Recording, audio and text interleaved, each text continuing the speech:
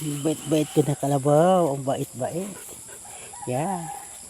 Mag 1 year old na siya. Bait-bait.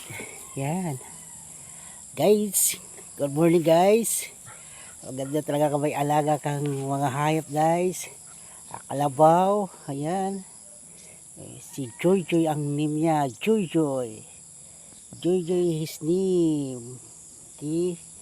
Ayan. Mayroon pang 2 aso doon sa unahan. Ayan. Joy Joy his name.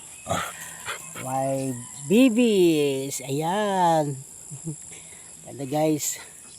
So kapag may mga alaga kang hayop guys, pag oras ng mga pangailangan, mga emergency, ay pwede mo ma-dispose kasi nga ay may alaga ka. So yan ang kahalagahan na sa bundok ka, nasa farm ka, na anytime pwede kang mag-dispose ng mga alaga mo kapag emergency, no?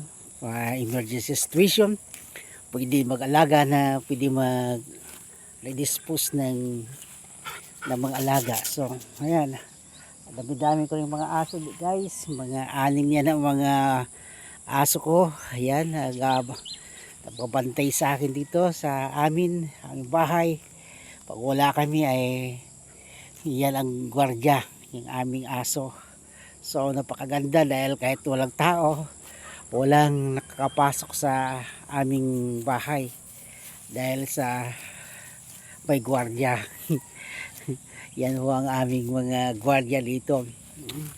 Kahit saan ako ay sinusundan ako. Punta ako sa cell site, punta ako sa kalsada, mag-alaga ako ng kalabaw, ay andyan sila guys. Kaya guys, for today's video, mas maganda na mayroon tayong mga halagang hayop sa ating lugar o sa ating titirhan para in case of emergency pwede nating ma-dispose. Okay? Salamat guys!